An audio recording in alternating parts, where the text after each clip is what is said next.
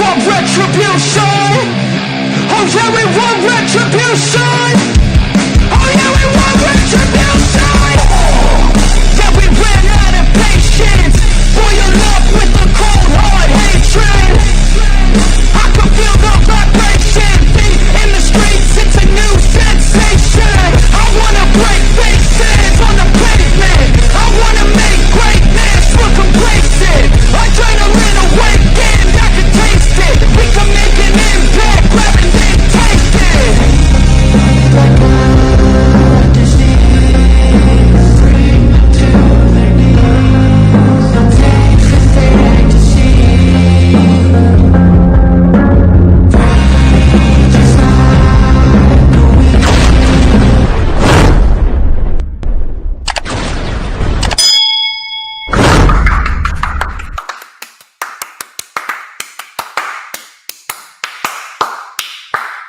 Ladies and gents, you already know who I am. I am the one and only DJ Storms, and I would like to welcome each and every single one of you back here to another edition of the greatest fucking show on earth. We are streaming live on 4 different platforms across 4 different accounts, and this, I haven't hit one of those in a while.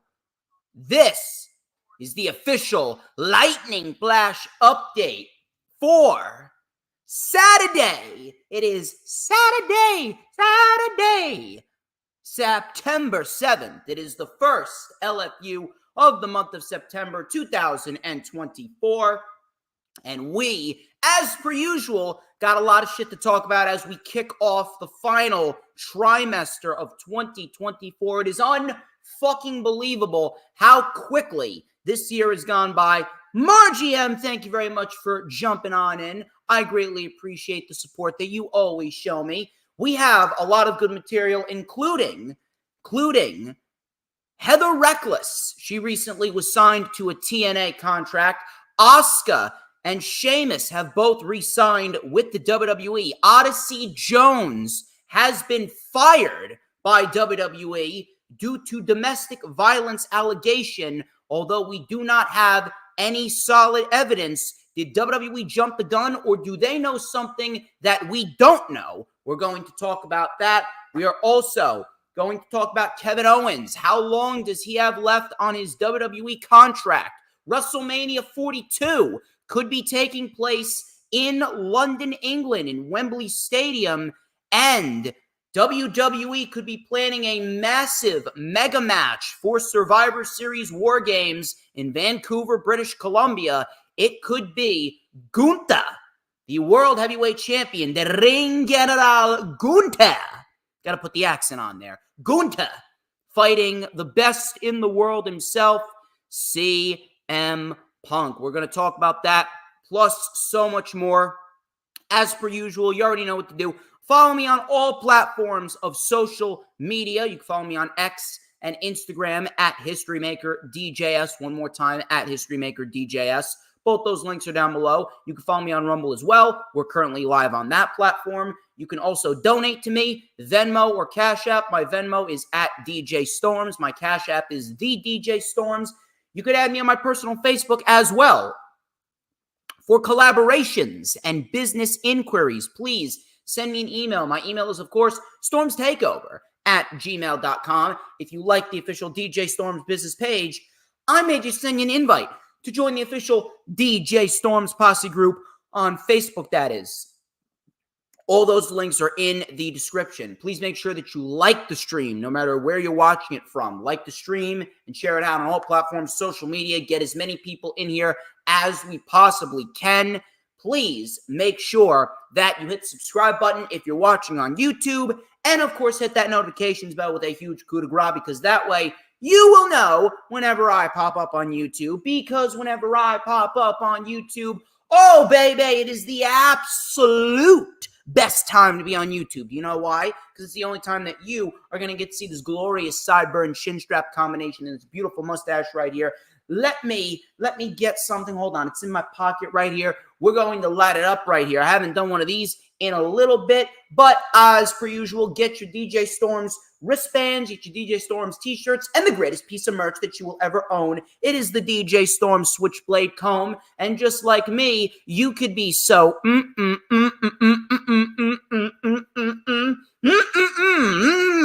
can be delicious. You could be scrumptious. You could be so good. You could be the tastiest snack in the IWC. And just like everybody wants a piece of the Stormsmeister, everyone's going to want a piece of you. And on top of that, let's shout out a couple sponsorships, shall we? I got a new sponsorship.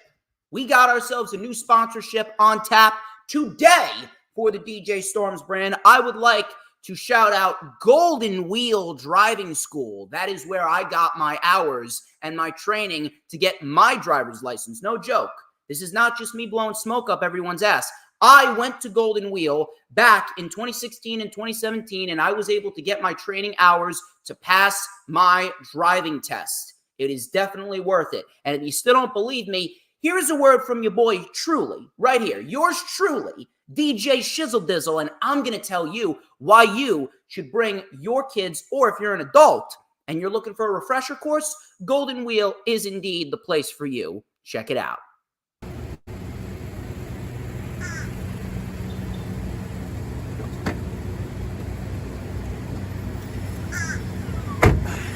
Ladies and gentlemen, I am the one and only DJ Storms, and I'd like to tell you a little bit about Golden Wheel Driving School. Now, did you guys know that since 1997, Golden Wheel Driving School has been the premier driving school in the state of New Jersey? They are renowned for many things, such as using quality driving instructors certified by the New Jersey DMV, using the latest model cars, all equipped with dual controls for maximum safety, and, of course, their commitment to ensuring a reliable learning environment for all of their students. And they also offer flexible packages for all different drivers amongst all different ages. So whether you need a 90-minute refresher course or an 8-hour multi-day beginner's course, Golden Wheel is indeed the place to be. And as you can see, they'll even drive to your house and pick you up. Ain't that right, my friend? So come on down, visit Golden Wheel, New Jersey's premier driving school, now serving both Bergen and Passaic County. Thank you very much to the people over at Golden Wheel Driving School for being an official sponsor of Battle in the Borough, and of course, the DJ Storms brand. We'll talk about Battle in the Borough a little bit later. A couple more sponsorships I want to shout out. I want to shout out My Laundry Room. Of course, we know that owning a washing machine and a dryer could be very costly, can be very expensive. That is why My Laundry Room is looking to make laundry affordable for everyone. Very reasonable prices over at My Laundry Room. Here's a word from yours truly as to why, if you are in the General Elmwood Park area, My Laundry Room is the laundromat for you. Take a listen. Ladies and gentlemen, I am the one and only DJ Storms, and if you guys require some professional laundry services, you guys should come on down to My Laundry Room. And I'm here to tell you why. First of all, they got a great reputation of over 30 years here in Elmwood Park, New Jersey, which gives them first-class name brand recognition. Secondly, they got high-quality VIP wash and fold service, which entails that you get top-notch cleaning at a very reasonable price. And of course, you get the assurance that your order will be ready when promised. And finally, and most importantly, you get the customer satisfaction knowing that My Laundry Room is a clean and comfortable environment, has great staff, and above all else, is a place where the customer always comes first. So come on down, see Kelly, Danielle, Chris, and all the great team members over here. My Laundry Room, where your dirty laundry is their business. And your dirty laundry is indeed their business over at My Laundry Room. Thank you very much to Kelly, Danielle, Chris, and all the team members over at My Laundry Room. I would also like to shout out a very special little Peruvian deli and restaurant. I want to shout out Will and all of the team members over at DNN Deli. If you guys are looking for some high-quality Peruvian food, I've got the place for you. Listen up, people. Ladies and gentlemen, I am the one and only DJ Storms, and if you got a hankering for Peruvian food, come and visit my friend Will over at DNN Deli. Let me tell you something. They got themselves some fantastic homemade roast beef, homemade empanadas, straight out of Peru as well, so you know it is quality. Once again, that is DNN Deli here in Elmwood Park, New Jersey, and don't forget to catch Battle in the Borough, Saturday, October 19th, 2020.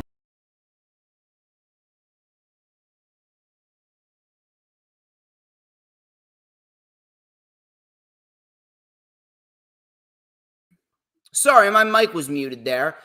Thank you very much to Will and all the team members over at DNN Deli. And finally, I would like to shout out Elmwood Dental Professionals for being a big-time sponsor and being big-time wrestling fans as well. I would like to shout out Dr. David Eidman for being a big-time wrestling fan. I know he's a Bruno Sammartino guy, but I'm telling you, Mr. David Eidman, if you want to come down to Battle in the Borough, you should absolutely do so.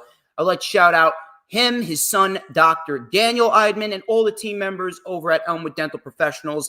If you guys are looking for some high-quality dental services, Elmwood Dental Professionals is the place for you. Listen up.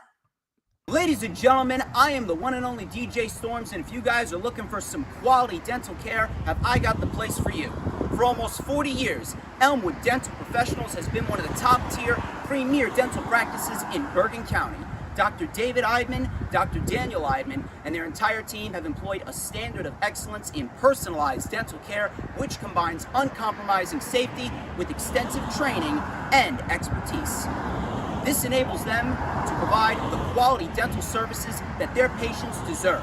As a practice, they are true believers that preventative care and education are the keys to optimal dental health. Their entire team is dedicated to providing you with the personalized dental care that you deserve to make your visits as comfortable and pleasant as possible. Elmwood Dental Professionals, creating beautiful smiles, then, now, and forever.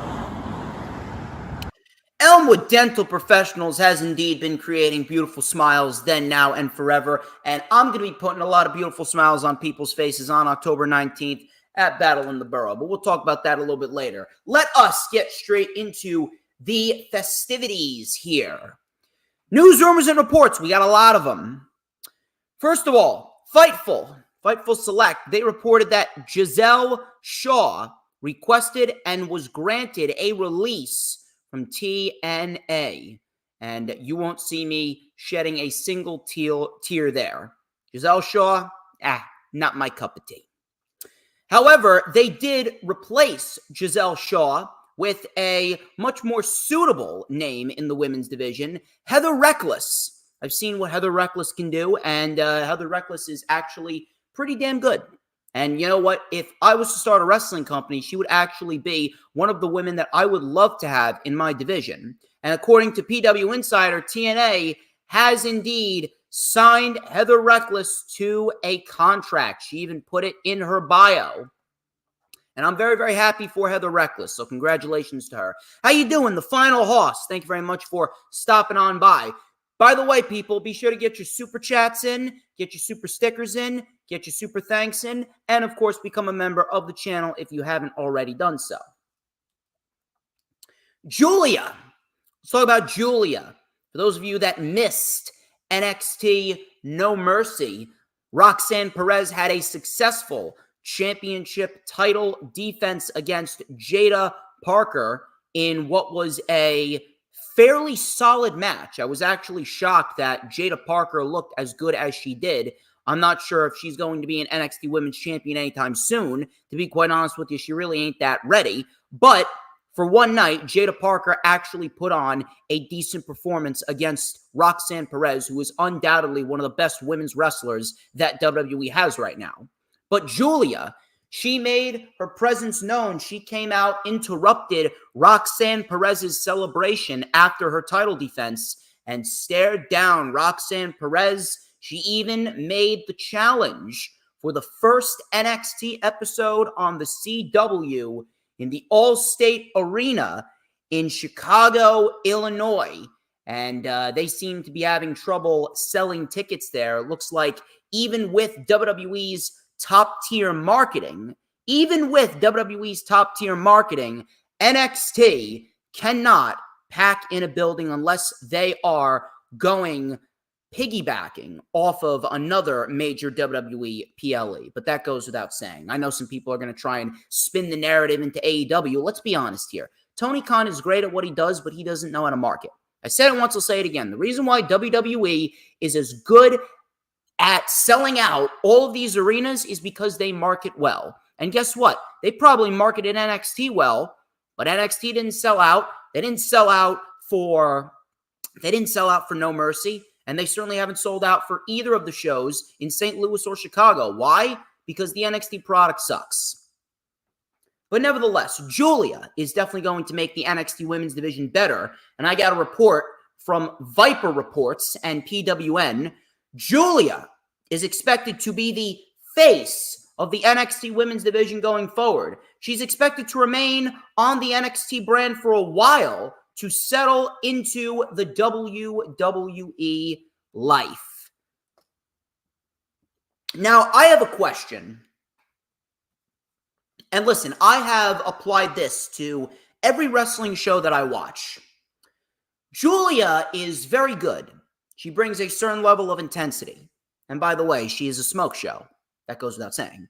But as far as Julia goes, from a pro wrestling standpoint, Julia is very good at what she does. And it goes without saying that WWE has high hopes and a high investment in Julia. And I have no problem with Julia being the face of the NXT women's division. However, the problem that I have, and the problem that a lot of people have, is why is Julia automatically being thrusted into the women's championship title picture within a month? This is the same complaint that I had about Mercedes Moné. I understand why they put the TBS title on Mercedes Moné, but there is no reason why Mercedes Moné's first match in AEW needed to be a title match and they automatically needed to put the championship on her. That shit right there is absolutely fucking wrong. That is wrong. You can't just throw a title on someone the moment that they get in there just because of their name value or just because you have high hopes for them. Everyone needs to be built up. This is why I always say, and I'm not going to shy away from this, rankings, wins and losses matter. Build up people to challenge the champions over time. The problem is that they got nobody to challenge Roxanne Perez outside of Sol Ruca, and even then, Sol Ruca is going to be shoved down the ladder for Julia. And that's not right.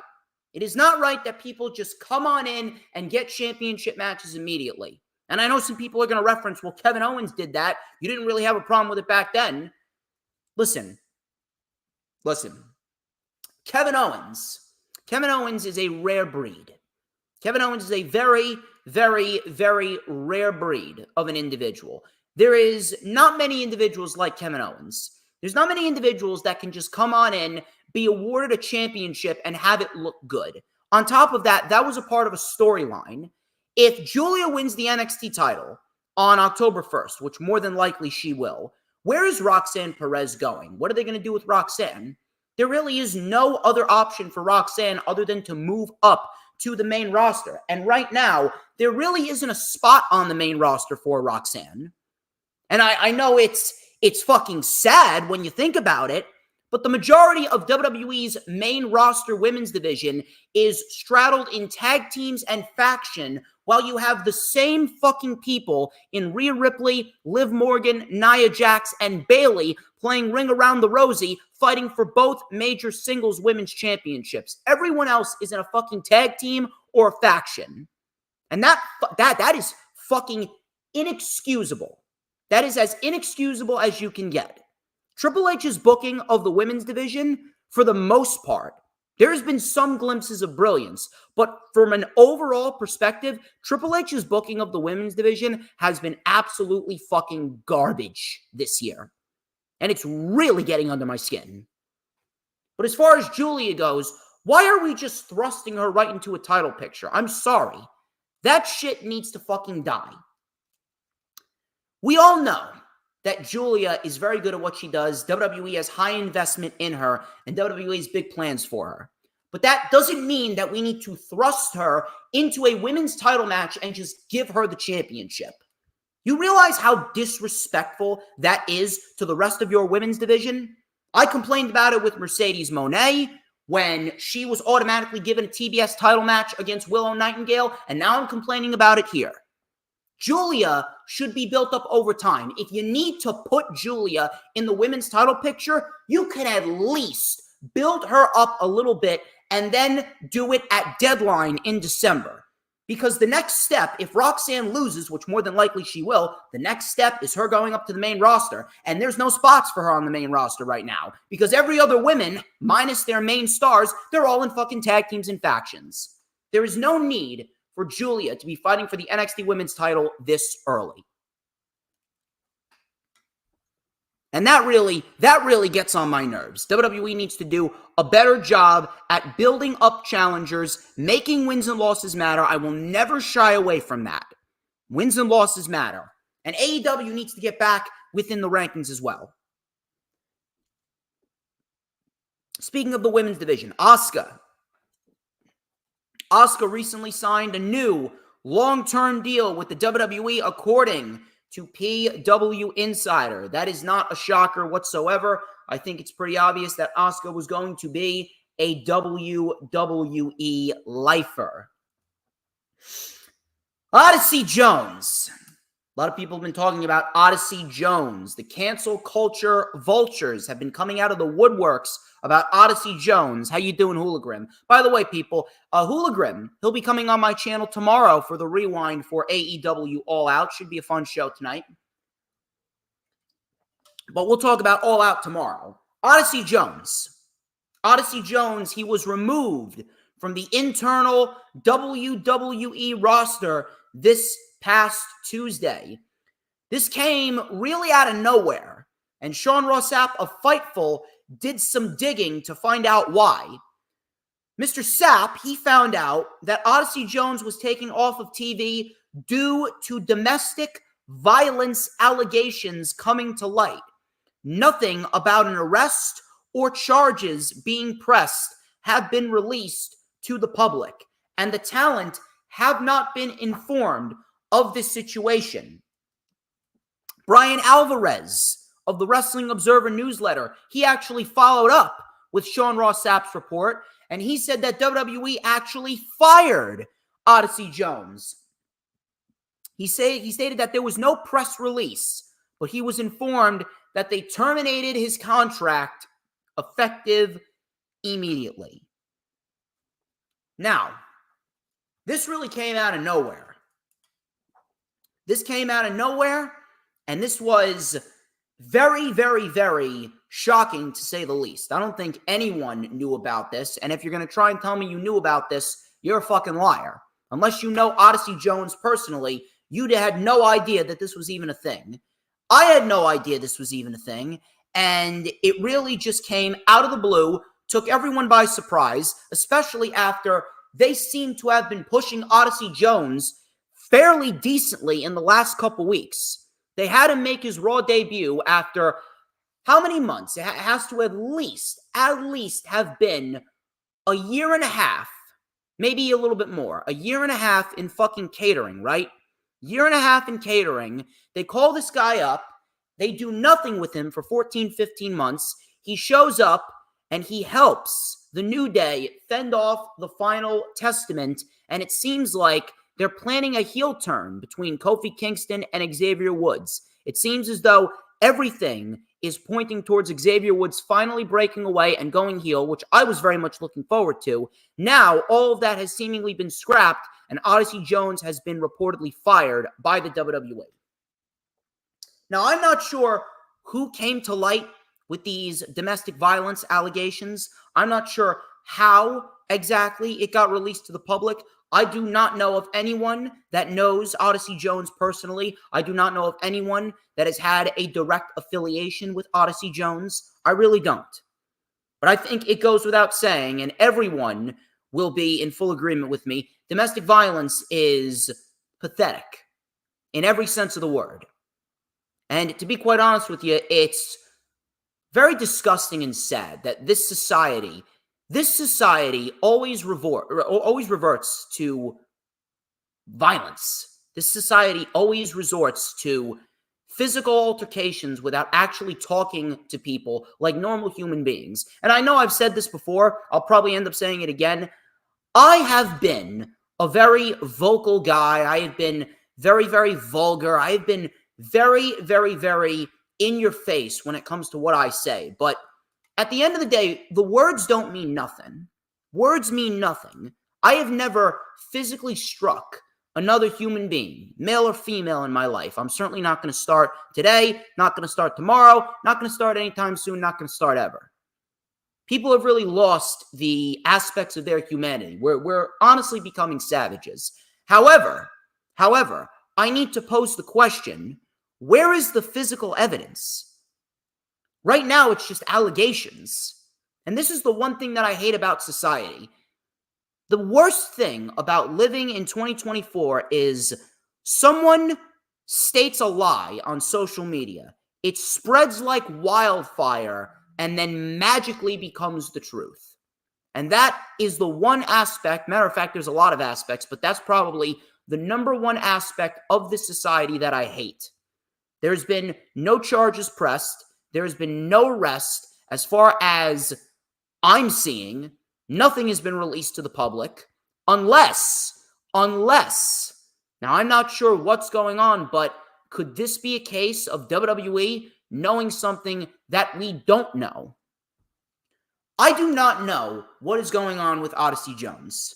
I'm not sure where these domestic violence allegations came from, and to be quite honest with you, as everyone knows, I hate the concept of cancel culture. Cancel culture needs to be done away with. There is no physical evidence, and there is no charges or arrests that have been made public. However, it could be a case, I'm not saying it's a definite, but it could be a case of WWE knowing something that we don't know.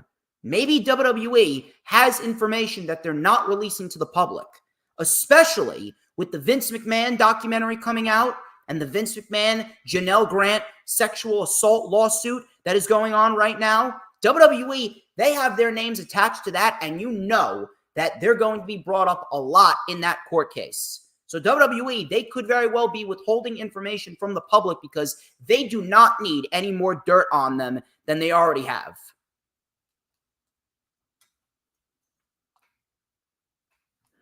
Moving on here. Let's talk about WrestleMania for a minute. The city of Philadelphia, I believe the mayor or the governor, can't remember which one it was. I think it may have been the governor.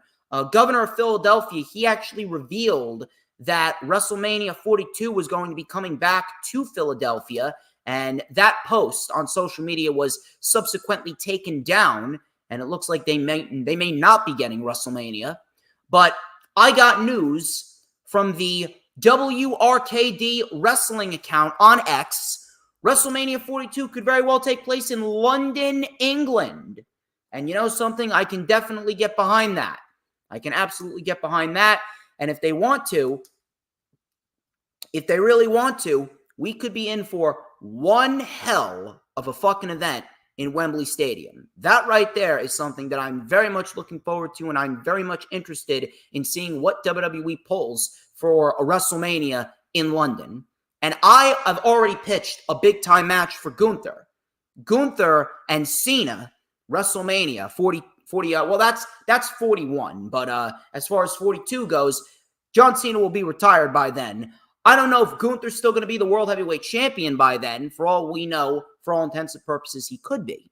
You never know. But I certainly would love to see a WrestleMania in London. The crowd over in London, and to be quite honest with you, any international crowd is a great fucking crowd.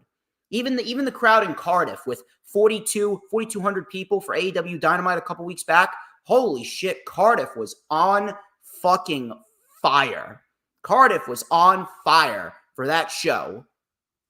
So I'm really hoping that we do see a WrestleMania in London because I love the international crowds. The international crowds actually make the shows better than they are.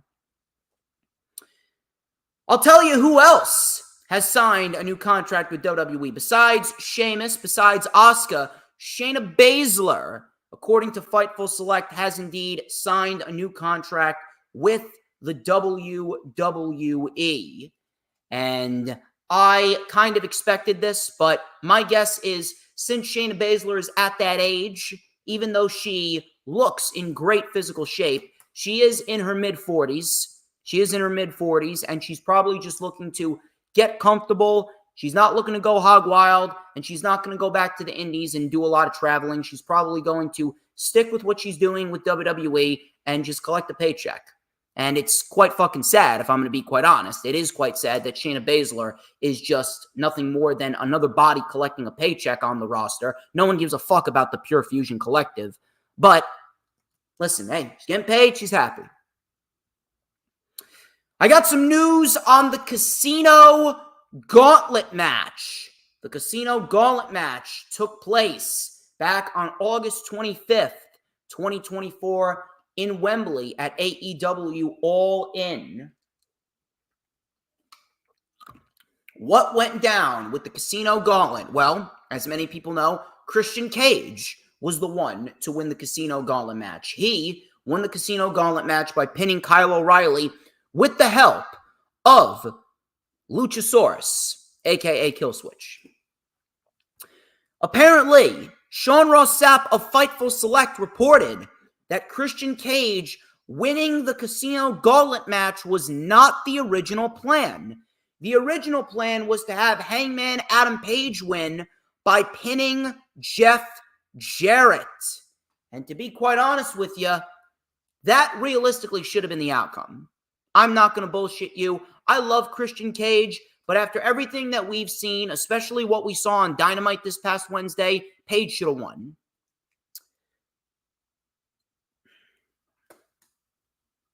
I love Christian Cage. I really do.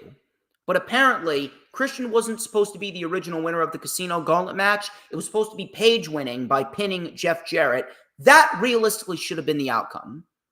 I love what Christian Cage has done, and I'm sure we're going to get a great championship match when Christian Cage challenges for it. And hell, he could very well be the world champion. He's going to make that title mean something. But, the biggest storyline that has been going on for the last year has been Hangman Adam Page and Swerve Strickland.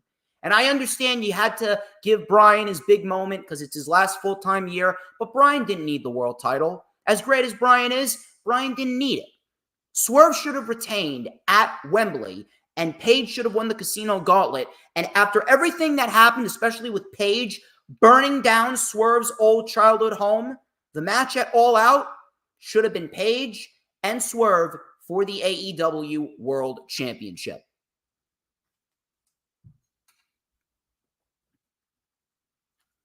Can't really do too much about it now, but there is a good chance that Hangman Adam Page could very well be the AEW World Champion before the year is over, and Swerve could be chasing Adam Page, and Swerve could very well be going after the AEW World Championship again. He could very well be champion as soon as next year. Swerve Strickland.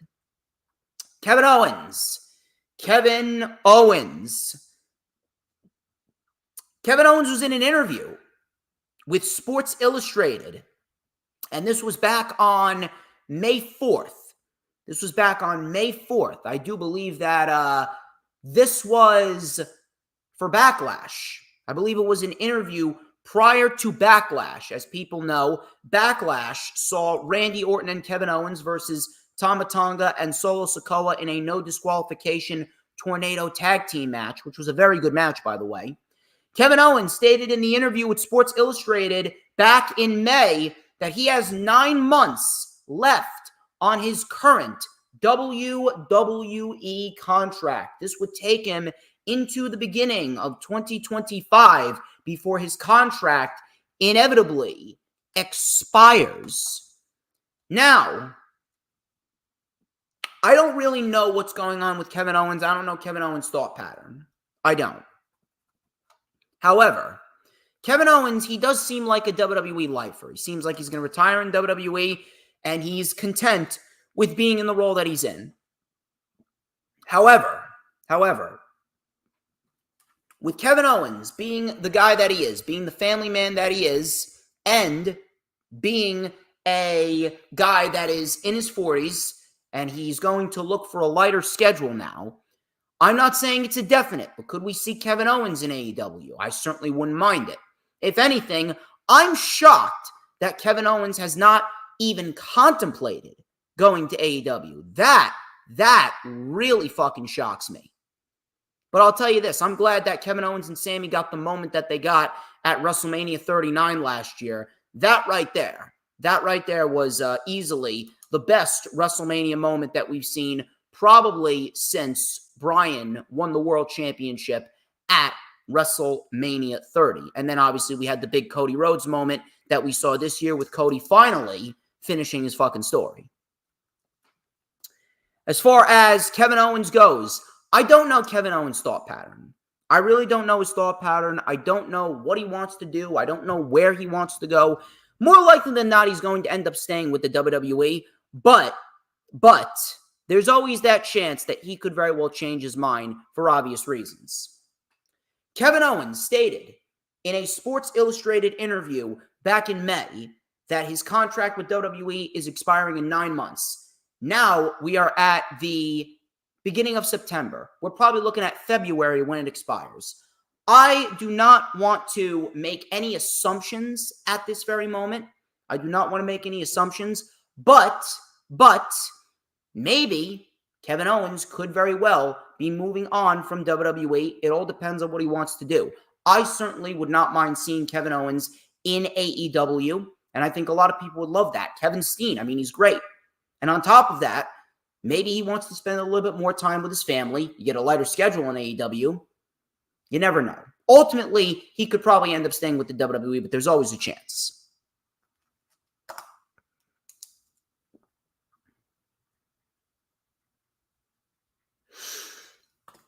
Moving on here, I got a couple more reports. For those of you that watched SmackDown last night, I did not watch SmackDown last night. I was actually in Garfield.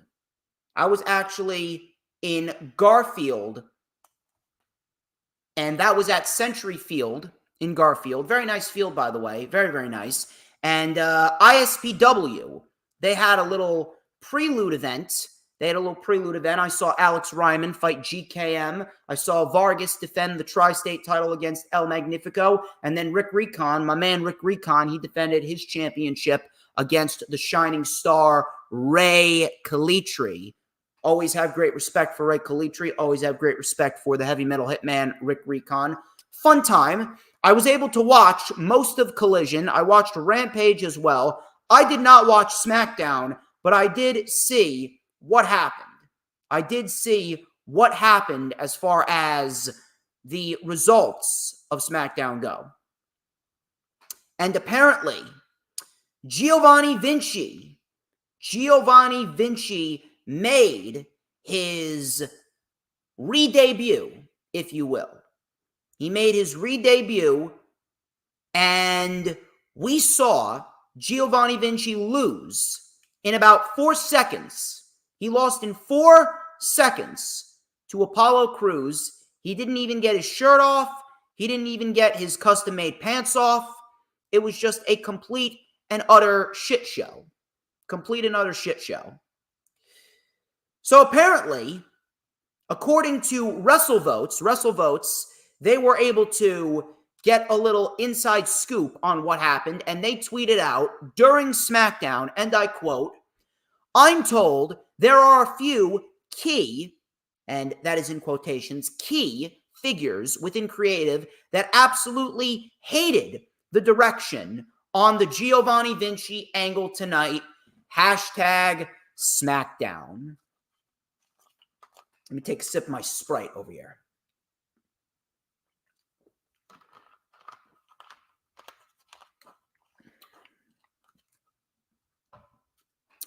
You know, it's scenarios like that. That really make me laugh. They really make me laugh because we're living in an era where everyone is riding Triple H's cock. Everyone is riding Triple H's cock.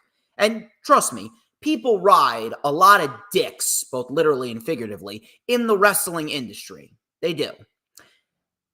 But holy shit, I have never seen so much Triple H dick riding than the time we're living in right now. I'm telling you, people have just been on Triple H's cock like a whore on a Friday night. And it is very, very, very fucking annoying, if we're going to be quite honest. But I always love when scenarios like this shit happen. I love when we have angles like that, and it's almost as if Vince McMahon infiltrated WWE Creative for about 5 minutes and switched around the script, and then he was kicked out of the building. I don't know what the direction is, but I really do not give a shit. I don't give a shit what the fucking direction is. What happened? I swear to God, what happened last night on SmackDown with Giovanni Vinci was absolutely fucking pathetic in every sense of the word. It was embarrassing. It was disrespectful. It was absolutely unnecessary. I don't understand why you even decided to develop all of these fancy video packages for Giovanni Vinci, pretty much hyping him up like the next big thing. These video packages that they were pulling out for Giovanni Vinci, those were the video packages of a world champion. And yet he comes to SmackDown in his re-debut after being drafted from Raw, and he loses.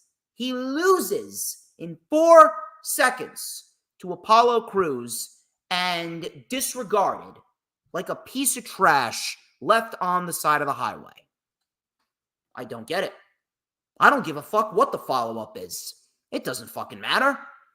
You pretty much told everyone. You pretty much told everyone within 4 seconds of that match last night that Giovanni Vinci is a complete and utter fucking bum. That's what you told the audience. You told the audience. I swear to God. Yes. Final Hoss, I was literally just getting ready to say that. It's like watching Emelina again. I remember when Emma, or Tenelle Dashwood, back in the day, she was doing the Emelina packages. She came in, she said she's going to revert back to Emma, and then that was pretty much it. And then after she fought Asuka, she was never seen again. They got fired. They fired her. Unbelievable.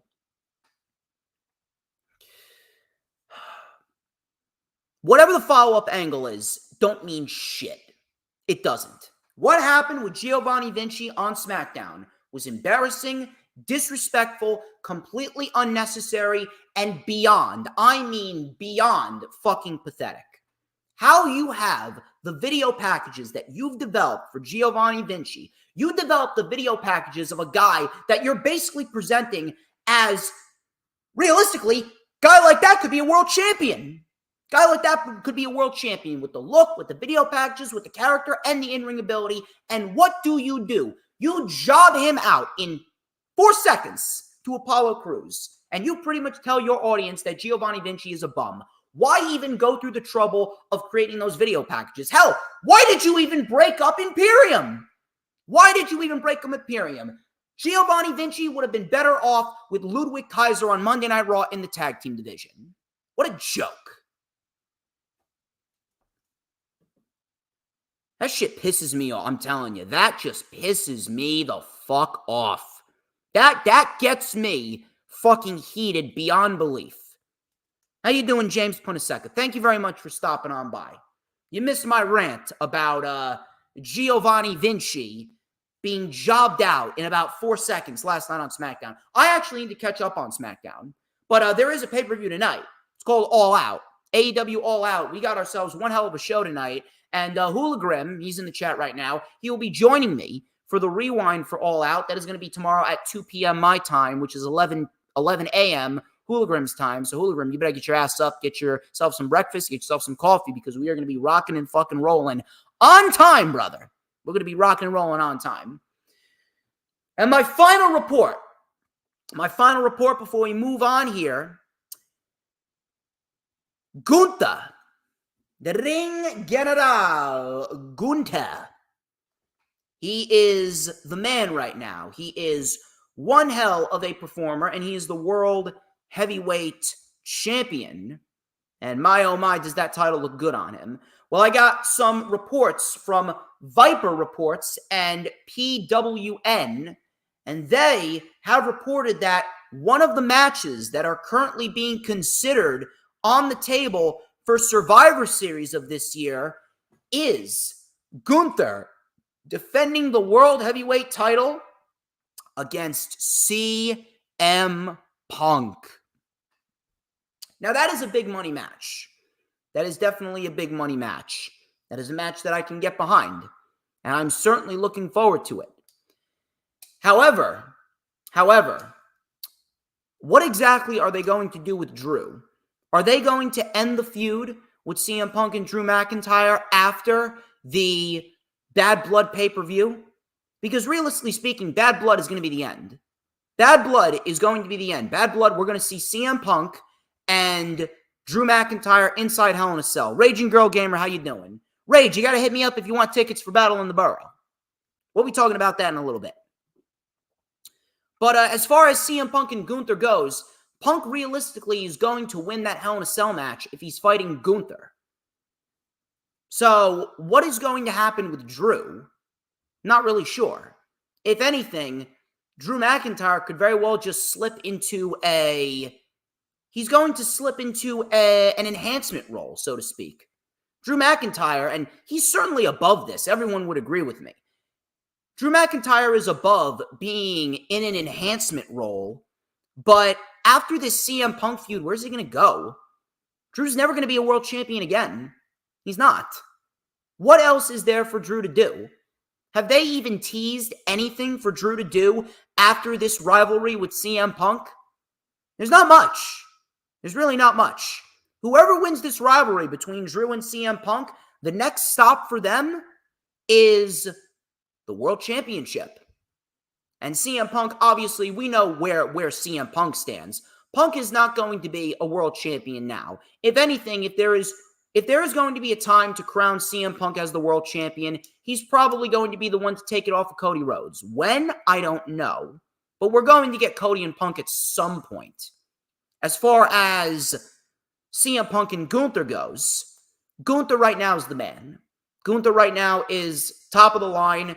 Gunther right now is above and beyond. Gunther right now he's the top dog. It's Cody and Gunther right there. And Gunther is going to be developing one hell of a resume with the WWE World Heavyweight Championship. So if he's going to get a match with CM Punk, go ahead. Go ahead. I'd absolutely be down for it. On top of that, after what happened at Bash in Berlin, I know we could get a technical masterpiece. Survivor Series is looking like a big show. They're looking to sell out Vancouver, British Columbia, Canada for Survivor Series War Games because one of the top tier matches being considered is CM Punk versus Gunther for the World Heavyweight Championship. I'm sure a lot of people can get behind that. CM Punk at this stage of his career, he is there to help others get over. He already put over Drew, and he'll probably be putting over Gunther as well. Maybe we get multiple matches out of CM Punk and Gunther. The only question that I have is, where does Drew fit in to this whole ordeal? Are we potentially looking at a triple threat match between CM Punk, Drew McIntyre, and Gunther, maybe at the Royal Rumble next year? I don't know. But Drew's never going to be a world champion again. They're going to have to figure out something for Drew to do after this feud with Punk. But Punk and Gunther, that is a big money match.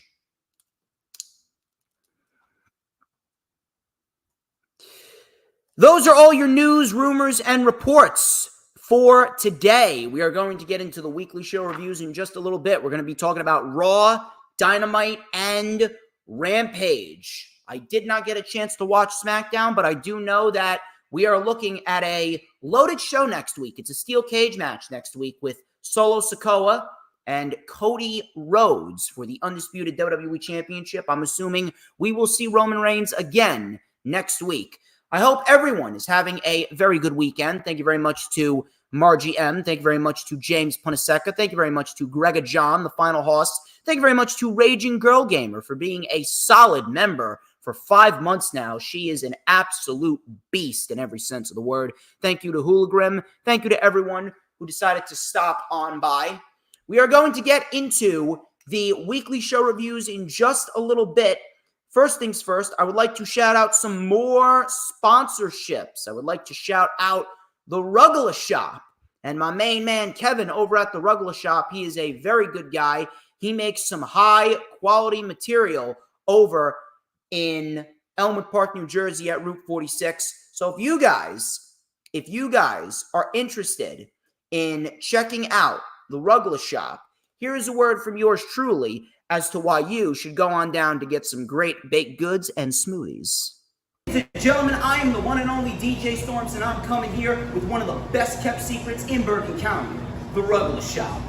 For the last 10 months, this place has been serving up some quality baked goods, including chocolate chip cookies, pecan sandies, and of course, homemade rugglas. And if you come on in right now, my main man Kevin over here, he will make you a quality smoothie that is not only healthy, but it is also delicious. Take my word for it, people. The Ruggla Shop, you are going to want to check this place out. You are indeed going to want to check out the Ruggla Shop, especially if you are into high-quality baked goods and smoothies. Thank you very much to my main man, Kevin, for sponsoring Battle in the Borough and, of course, sponsoring the DJ Storms brand, because we are going to be lighting up the world on October 19th. We'll be talking about October 19th in just a little bit, but I'd like to shout out one more sponsorship for the time being. I'd like to shout out George Macbeth and all the team members over at Macbeth Farm Interiorscapes. They are a phenomenal interior landscaping company that can work with both residential and professional business locations. You want a mango smoothie, Final Hosh, you got to come down to Elmwood Park. Drive on down to Elmwood Park, go to the Ruggla Shop, tell my main man Kevin that DJ Storm sent you. But if you guys are looking for some good quality interior landscapes, here is a word from your boy as to why you should go to Macbeth Farm Interiorscapes. Ladies and gentlemen, I am the one and only DJ Storms, and I would like to share a little bit of information with you. As many people know, plants are extremely critical to any interior design. Matter of fact, research indicates that good interior landscaping is not only desirable, but it is a must-do green initiative to keep customers both happy and healthy. Now, at Macbeth Farm Interiorscapes, they believe that plants, they do more than just occupy a corner of a lobby. That is why they offer a full line of interior landscapes for both corporate and residential settings, from office plantscaping, living walls, moss walls, and even plant and orchid arrangement. Macbeth Farm is your go-to resource for all of your professional horticulture needs. You guys can contact Macbeth at 201-387-7997, or you can see all of their creations online at macbethfarm.com. That is MacBethfarm.com. Macbeth Farm Interiorscapes, a family-owned business providing distinctive interior plantscaping for businesses across New Jersey and the Philadelphia area. They are indeed the best interior landscape company around the New Jersey and the Philadelphia area. Thank you very much to George Macbeth and everyone over at Macbeth Farm Interiorscapes. And now, before we get into the weekly show reviews, I would like to talk to you guys a little bit about Battle in the Borough, the first wrestling event in the Elmwood Park Rec Center in over 5 long years, and we got ourselves one hell of a show coming to you guys on Saturday, October 19th, including a big match right here between two phenomenal pro wrestlers, 21-year-old prodigy Marcus Mathers.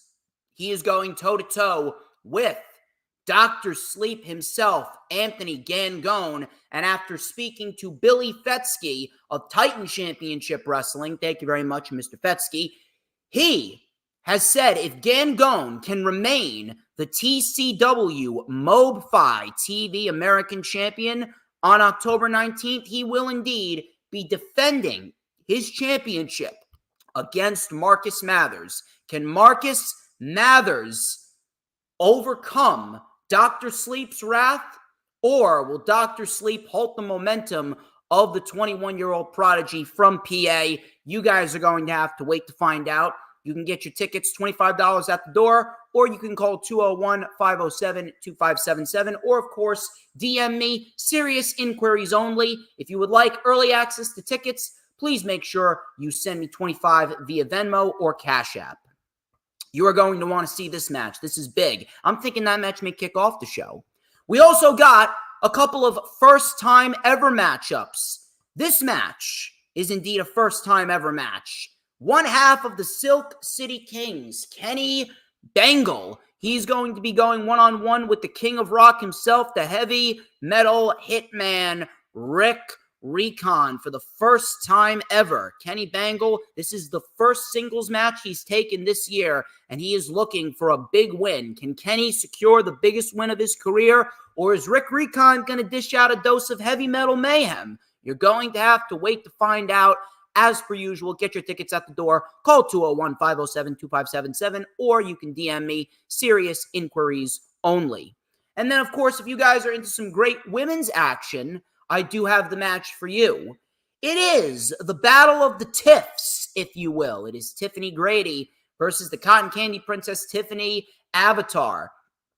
And this right here is a big match because I spoke to Ashley Stevie of Kaiju Pro Wrestling, and she has agreed to allow Miss Tiffany Avatar to bring the Kaiju Pro Wrestling Phoenix Division Championship to Battle in the Borough, and this is going to be for the Phoenix Division title. Can Grady take the title off of Avatar, or is the Cotton Candy Princess going to have her hand raised in victory yet again? The series is tied. They are currently 1-1 in 2024. This is the unofficial rubber match. Is this going to be the ultimate decipher as to who the superior female athlete is? You're just going to have to wait and find out. Of course, that's 2 championship matches so far. I do have some news regarding a big match that is going down on September 28th, 2024 in Ridgefield Park, New Jersey. Pro Wrestling Magic is having a show.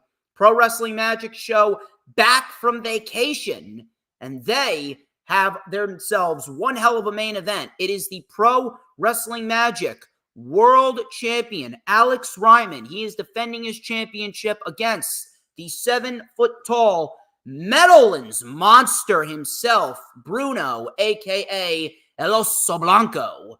And I got some big news. I spoke to Steve Off, founder and creative mind over at Pro Wrestling Magic, and he has indeed agreed that if the winner of this match, if it's Alex Ryman, then Alex Ryman will be taking that title into Battle in the Borough, and he will defend it against the other half of the Silk City Kings, that being Big SCK himself, the dog, Bulldog Pittman.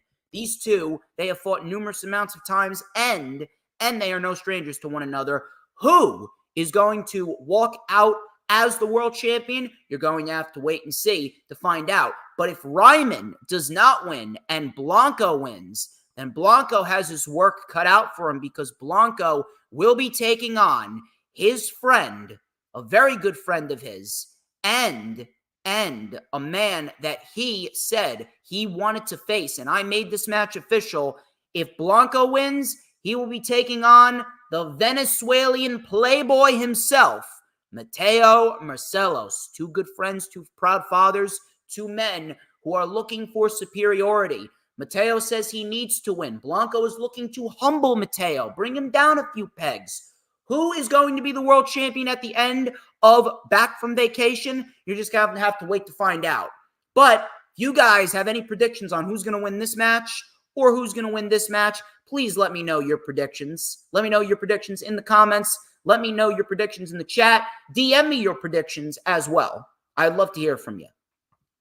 And then, of course, we got ourselves some big tag team action. Love me some tag team action. Tag team action is one of the most unique forms of wrestling action.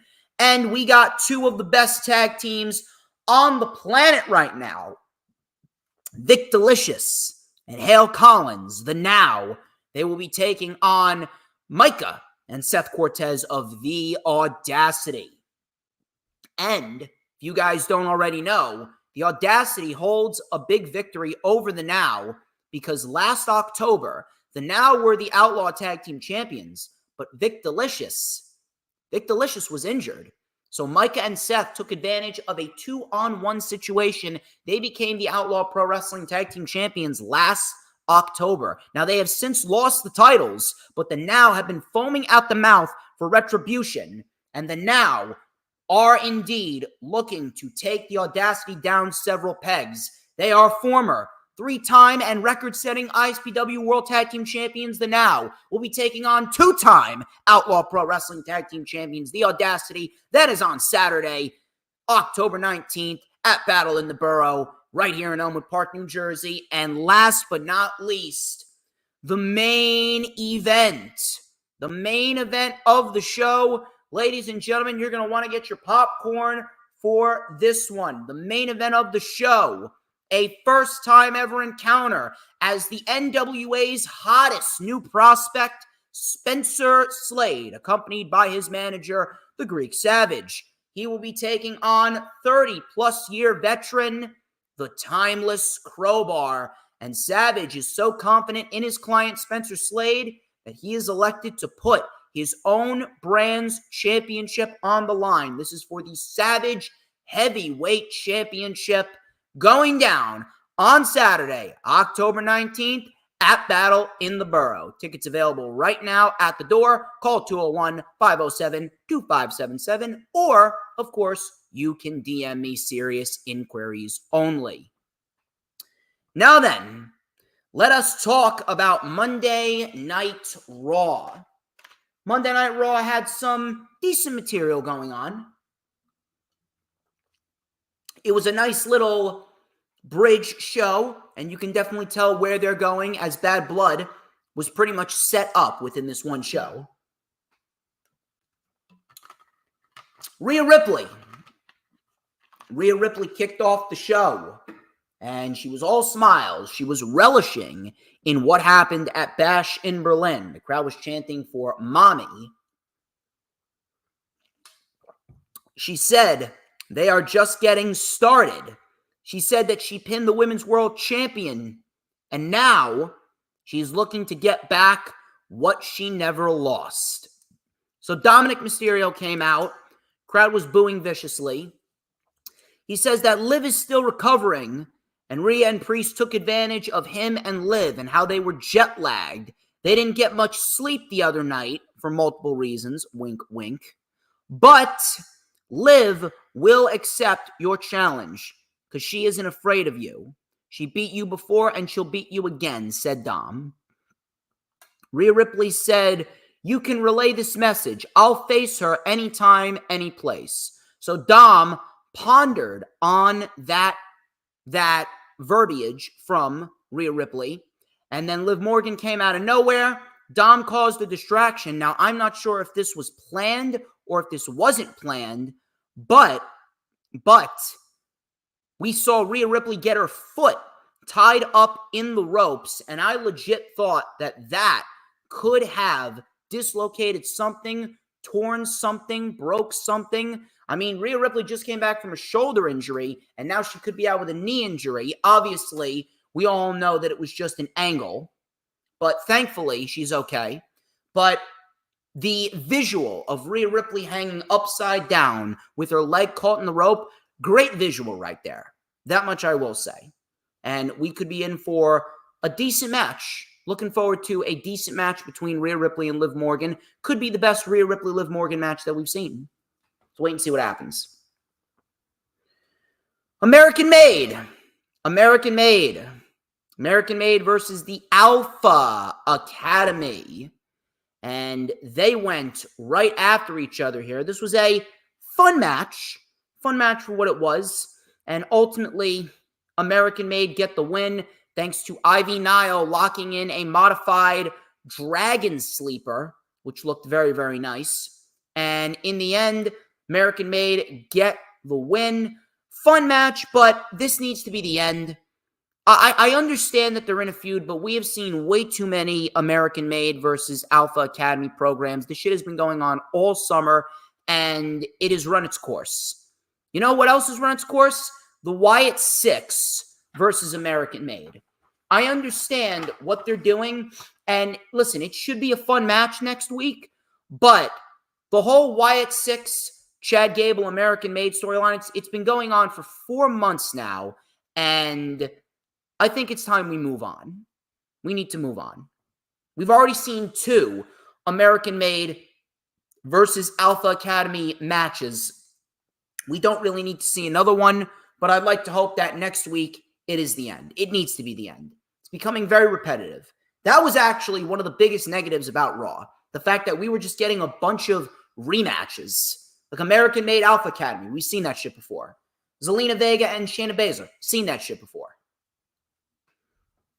But Uncle Howdy came out, challenged Chad Gable, and Chad Gable and the Wyatt 6, along with American Made, they are indeed confirmed next week for an 8-person street fight.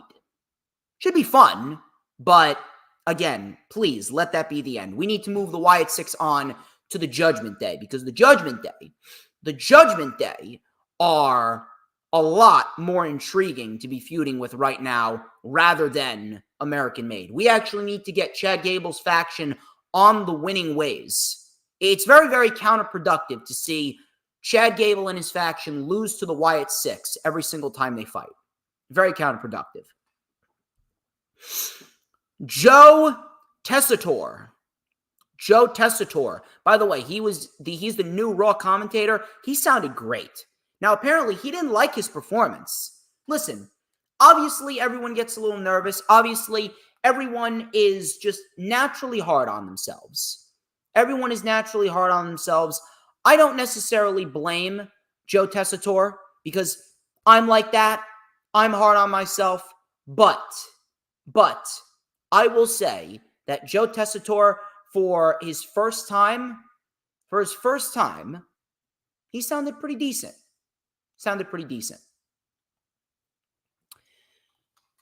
Shayna Baszler and Zelina Vega. This was a complete waste of time, if we're going to be quite honest. This was a waste of time. Did not turn out well. Did not turn out well whatsoever. And ultimately, I could have completely done without this match. Shayna Baszler wins. Who cares? Lyra Valkyria came out, and they easily subdued her. Sonya said that everyone is pathetic. Not a man can have them, and not a woman can take us, period. So go on and shoot your shot. I don't want to shoot my shot. Because, quite frankly, the Pure Fusion Collective is a pure waste of time. I don't even know why they even exist. I'm telling you, these women's factions are destroying the women's division. They are not doing the women's division any good whatsoever. Shit needs to change. CM Punk. He came out to address the crowd. The crowd was chanting CM Punk, CM Punk, CM Punk. Punk was hyped. He talked about the strap match being ugly and personal. Says, we are going to get down to business because I'm a businessman. I'm not here to make friends. I'm here to make money. It's 1996 and I'm Patrick Woe. And I'll take all the gold. One other person that went through hell and came out on top, I'm talking about you, Gunther. You took Orton to his limit and you made him pass out. I put Drew to sleep, and now it is time for CM Punk to wake up as a champion. Crowd was chanting CM Punk. He says, we're going to enjoy taking that title off of you. My target is Gunther, and we're going to celebrate. Hit my music. So the music plays. And everyone is all happy, all smiles. All of a sudden, Drew McIntyre comes out of nowhere, sweeps up CM Punk's legs on the announce table, claymores him over the table, so much so he actually claymored him out of his shoe. He Claymore Drew out of his fucking shoe. Then the officials had to come out and separate the two. Drew took the bracelet and he ripped the bracelet in half, snapped it in half, and shoved the beads into CM Punk's mouth. One more Claymore and the beads all go flying, which was fucking great. CM Punk is down. He is out. The paramedics come on in. Punk is taken away on a stretcher, and Drew McIntyre then attacked Punk on the stretcher and gouged his eyes out. And Punk was actually coughing up blood. Great shit. Easily the best thing on the show by far. Best thing on the show by far. And CM Punk, he's going to have his work cut out for him when he steps inside Hell in a Cell with Drew McIntyre. Dominic Mysterio, Dragon Lee, and Ilya Dragunov, number one contenders, triple threat match. The winner of this was going to move on to the Fatal 4-Way next week on Raw, which is technically in 2 days. Fatal 4-Way for the Intercontinental Championship, number one contender spot. Mysterio, Dragon Lee, and Dragunov. This was very good. Very good stuff for what it was. And Dominic Mysterio ended up getting chased out of the match thanks to Damian Priest. Dominic Mysterio ultimately was taken out, and Dragon Lee and Ilya Dragunov, they had a nice back and forth, but ultimately it was Dragunov that got the win with the Torpedo Moscow, and Ilya Dragunov is moving on. It's either Dragunov or Jey Uso. If anything, I'd probably go with Jey Uso and maybe save Dragunov for a pay-per-view for Braun Breaker. I don't know. Maybe they're building up Dragunov to fight Gunther. Maybe we could see that at some point within the next 4 to 6 months. Who knows? Damage Control. They took on Alba Fire and Isla Dawn. Again, these meaningless women's tag team matches, and everyone is fucking jerking off to Jade Cargill and Bianca Belair. The women's tag team titles don't mean shit. They've never meant shit. They will never mean shit. They are shit, period. Get them off of TV. At this rate, they are nothing more than placeholder titles to make other women feel like they're important, when in reality, no one that holds the women's tag team titles are important. Get rid of them. You have a full-blown roster of women that should be built up in the singles division. They should be building up challengers for their two main champions. Now we got conversations about WWE potentially wanting to add women's mid-card titles. Meanwhile, they can't even find challengers for their world champions, nor can they develop a competitive, interesting tag team division. But yet, you want us to care about women's mid-card titles. The women's division is a waste of time. Complete waste of time. Unless your name is Nia, Bayley, Liv, or Rhea, you don't matter. Alba Fire and Isla Dawn win with the gory special flatliner. By the way, Kairi Sane fucked up her eye. I'm not sure what happened, but Kairi Sane went eye first into the announce table, which looked fucking nasty. Absolutely fucking nasty. Gunther, the Ring General Gunther. I don't know. I like to say it. It's fucking fun. Fucking fun to say it like Ludwig Kaiser with my own personal accent on it. The Ring General Gunther. All right, I'm done. Gunther. He came out to address the crowd. He relished in his win against Randy Orton, and he said that he finally can claim that he beat the greatest version of Randy Orton. All of a sudden, we hear that oh-so-familiar theme song, the rat-dat-da-da-doop-ba-doop-doo, and Sami Zayn comes on out. Everyone's all happy to see Sami. Sami said that it's crazy that Gunther is talking about legacy and where he's headed, because everybody talks about the IC title, said Sammy.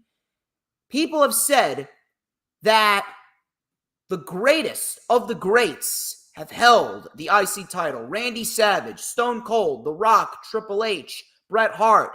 They've all worn the IC title, and they used it as a stepping stone to the world title. That's what you did, and that's exactly what I am going to do. I want the World Heavyweight title. Gunther said, you are right. Those guys used the titles as a stepping stone. But when you held it, it was kind of a step down. Your name is not on the list of people that have gone on to become world champion.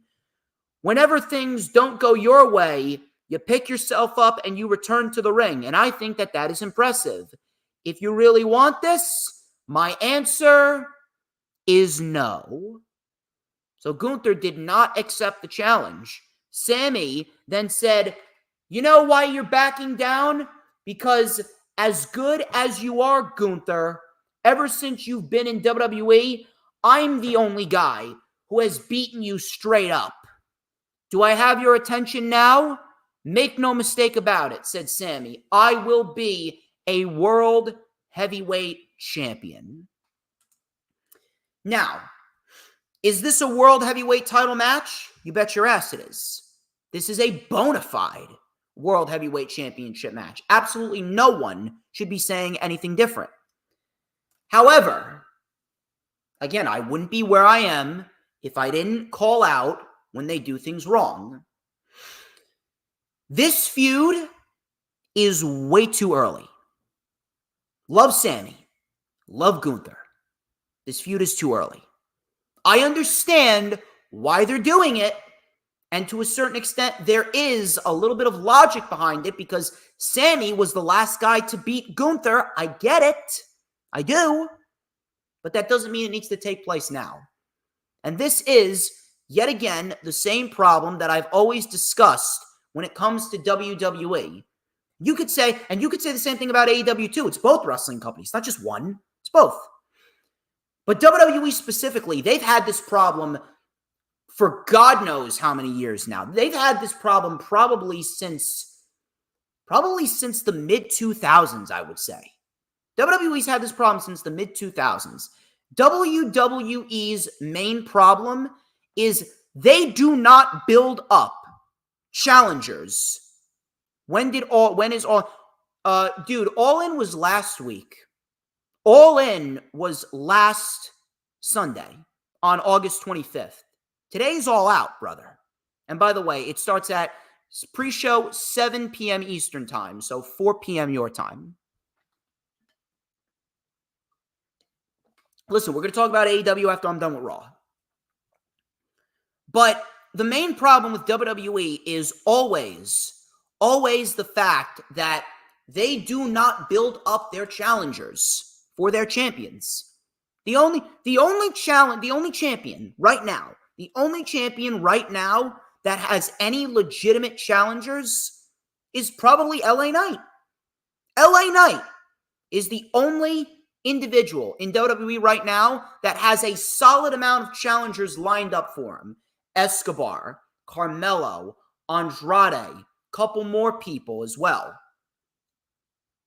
Everyone else, I mean, who do you got lined up for Braun Breaker after this Fatal 4-Way? Are you going to build up Dragunov again? You going to build up Pete Dunne? What about Cody? Does Cody have any legit challengers? They're running back a match with Solo. Inside of a steel cage. I swear.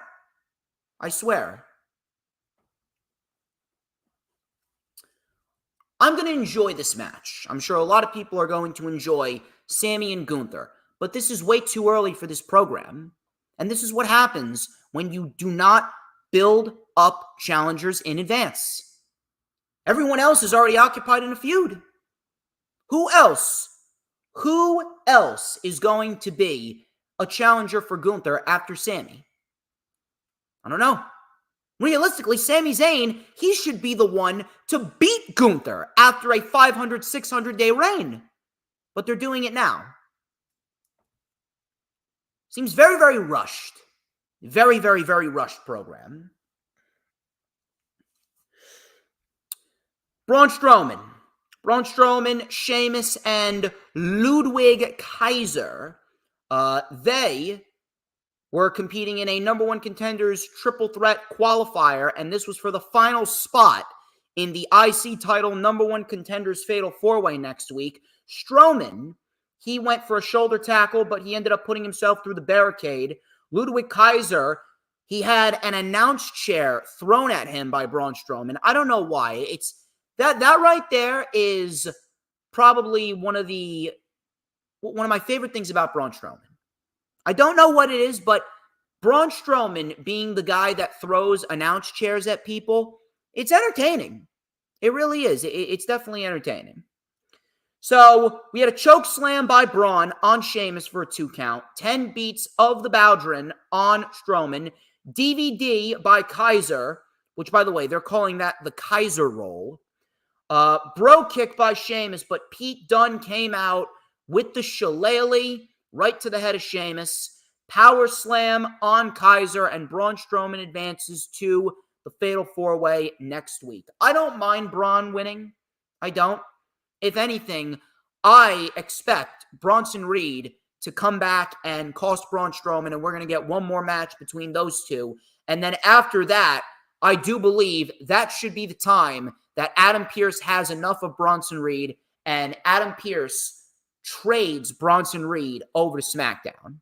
Trade him over to SmackDown, feud him with Kevin Owens, feud him with a couple more people, and then we can start building up Bronson Reed to take the U.S. title off of LA Knight. And then in the main event, your typical shit, Judgment Day in the main event again. Damian Priest and Jey Uso taking on Judgment Day. Priest and Uso win, and obviously this is all building towards Priest and Balor at Bad Blood. A solid show, decent little bridge show as we head into Bad Blood. I'm sure Bad Blood's going to be fun. I mean, we got a fun fall season. We certainly got a fun fall season. We got a big all-out pay-per-view tonight. Then we got Bad Blood coming up. Then we got Wrestle Dream.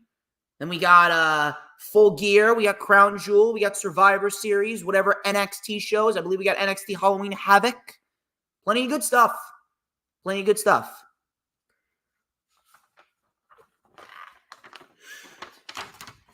We're going to move on to Dynamite in just a little bit. But I would like to shout out 2 final sponsorships. Number 1, I'd like to shout out Vito's Pizza and Restaurant. If you guys are looking for some quality pizza here in the town of Elmwood Park, New Jersey, Vito's Pizza and Restaurant is indeed the place for you. Here is a word from DJ Shizzle Dizzle as to why you should eat at Vito's Pizza.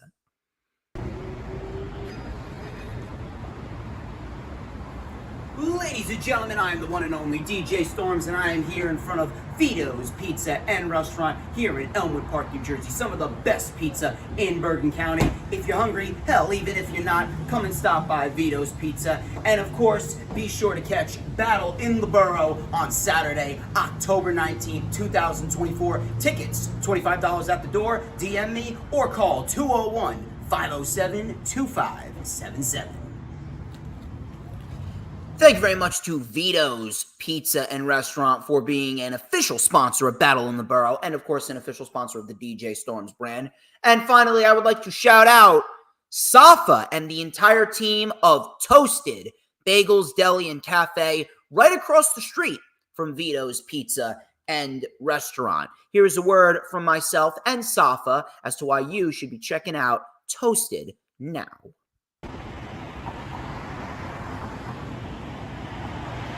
Ladies and gentlemen, I am the one and only DJ Storms. I am here with the owner of Toasted. Her name is Safa and also her team. Hi, guys. Safa, how are you today? I'm good. Let me ask you, how long have you been living in Elmwood Park right now? I was born and raised in Elmwood Park, so basically 20 years. That's amazing. And tell us a little bit about Toasted. So we are a woman-owned business. We're also Middle Eastern-owned. We come from a Middle Eastern background. We also have our smoke shop right next door, Moonstar Smoke Shop. We just saw this opportunity and we wanted to fill the gap. So we have a lot of experience in the food industry, and we thought it would be an amazing opportunity to open something for the whole family. So we're very excited to bring this to the Elmwood Park community, and thank you guys so much for all your support. And the Elmwood Park community thanks you, ladies and gentlemen, Safa and the team of Toasted. I'm the one and only DJ Storms. Be sure to get your tickets right now for Battle in the Borough on October 19th, 2024. I think I may very well get my own sub named after me, James Punaseca. Thank you very much for the suggestion right there. The Storm sub, I can get behind that. Anyway, let's talk about AEW Dynamite. This past Wednesday, we got ourselves the go-home show for AEW All Out, and we got ourselves some decent stuff. I would say it was better than last week. Last week was solid enough, but that crowd in Champaign, Illinois, I don't know what the fuck happened.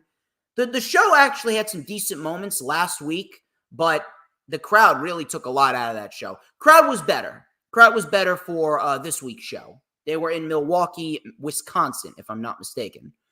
So Daniel Garcia, he came out to address MJF, and MJF was seated in the crowd. He was surrounded by security guards.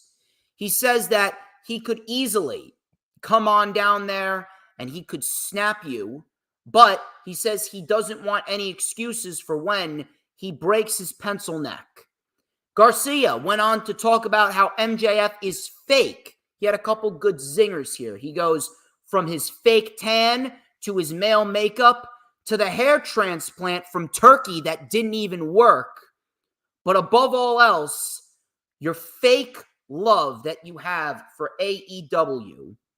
You don't love these people, and you can get all the fake tattoos that you want on the back of your leg. Last week, I said I was obsessed at ruining your life. And if you can find a woman that will stay with you for more than a year, good little zinger right there. He says you should put a ring on her, marry her, and have a kid. And when you pick up that ugly ass baby, you're going to feel a tingle in your neck. And then when your kid grows up and he asks you if you were a wrestler, you're going to have to say, I was a wrestler until Daniel Garcia ended my career. That was definitely one of Daniel Garcia's best promos that I've heard him cut. I'm hoping that he can keep that up because Daniel Garcia, he's not bad on the microphone. A lot of people, they tend to, push these false narratives that, Daniel Garcia can't speak. He's nothing more than a dance, nothing more than a wrestler. Daniel Garcia can speak. He's very relatable too. Very, very relatable guy. So MJF, he was acting very sarcastic. He says, I was doing you a solid because these people used to love me. And then I got too big and they turned on me. You don't want to win gold because they will turn on you. They're nothing more than fickle bastards that want to watch you fall, says MJF. He says, I will make sure that they won't hurt you like they hurt me. MJF then said to Garcia that he will be taken care of by his mother, just like all the others that she happily attended to. Obviously, we know what MJF was saying there. Garcia, he was incredibly pissed off. Garcia was incredibly pissed off right there. Garcia went running through the crowd. He went to go get MJF. He was taking out all security guards, and then all of a sudden, as soon as he was about to get his hands on MJF, MJF smashed a bottle right over Daniel Garcia's head, and he says that Daniel Garcia, MJF says that Daniel Garcia woke up something in him that has been dormant for far too long, and I am going to send you straight to paradise, and you can thank me later. He kissed Daniel Garcia right on the head, and MJF walks away as Daniel Garcia stares into the void with open eyes as if he just got possessed by a fucking poltergeist. Very good stuff. Very good stuff. Now, Granted, you could have easily built this up a little bit more. Obviously, that's the downside of having a 2-week build towards a pay-per-view. Regardless, I mean, they sold over 8,000 tickets. The show's going to be a banger of a show, but man, if we would have gotten a couple more weeks of these promos, man, this feud would have been at a fever fucking pitch. But very solid. It was a solid enough open. It did its job. Nothing too crazy, nothing too over the top. And if Daniel Garcia can keep the foot on the gas, if he can continue to push forth promos like this, he's going to continue to get solid crowd reactions from the general public.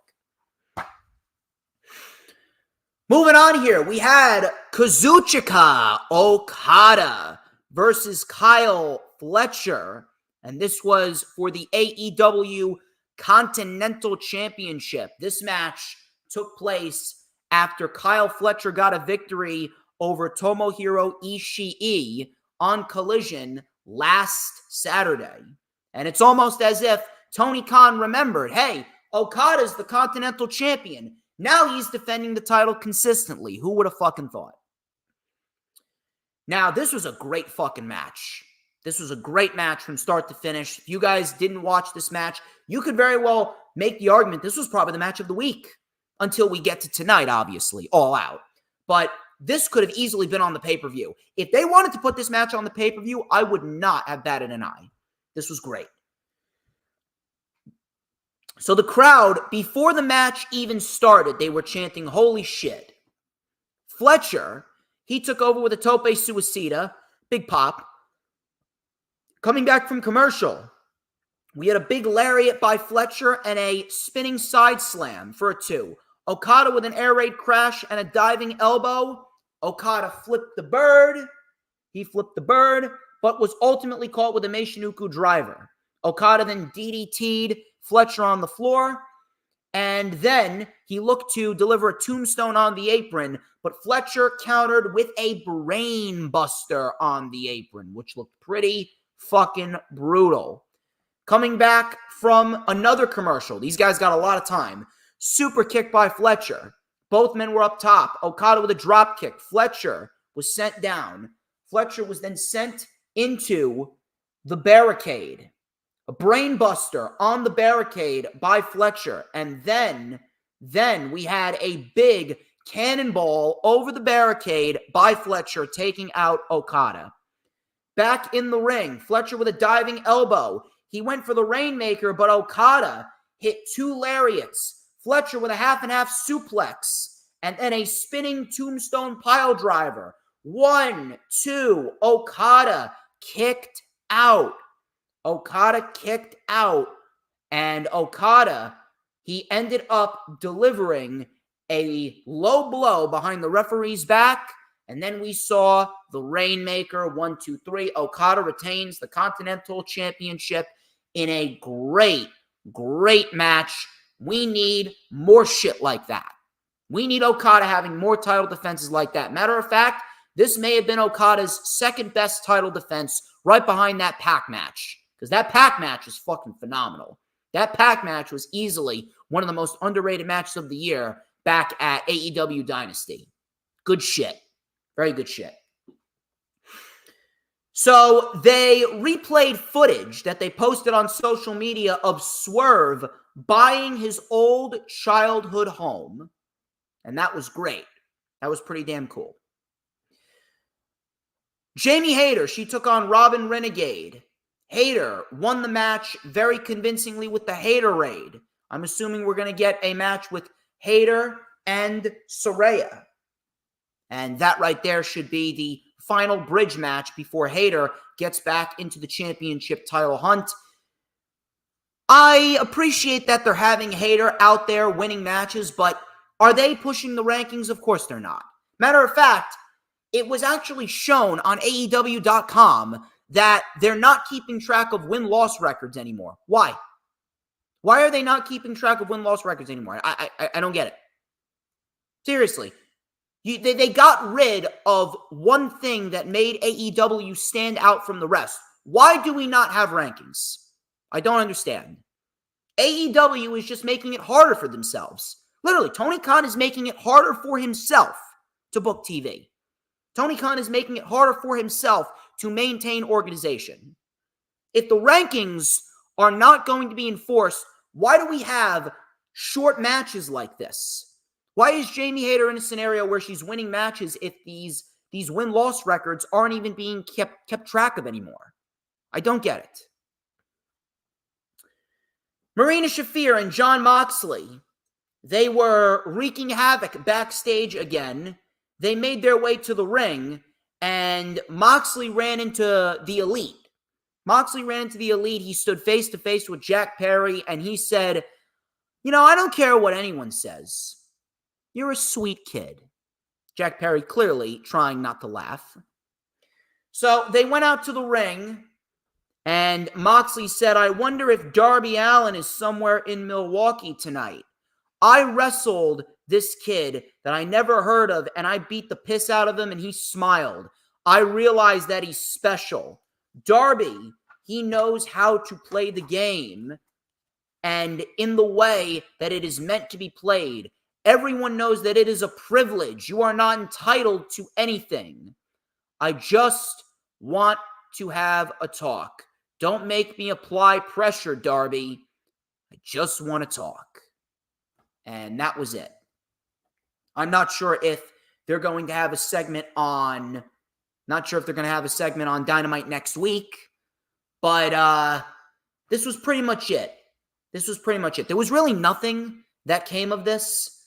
I really do hope we get something next week. What we need, matter of fact, we need to get something with Jon Moxley next week because this was a nothing burger, a complete nothing burger, nothing of substance whatsoever, and honestly very skippable. If anything, you could have given Jamie Hayter a legitimate opponent, and you could have had Jamie Hayter and Deonna Purrazzo. You could have had her and Deonna Purrazzo just tear the fucking house down for a 10-15 minute match instead of wasting our time with another Moxley segment that didn't really lead us anywhere.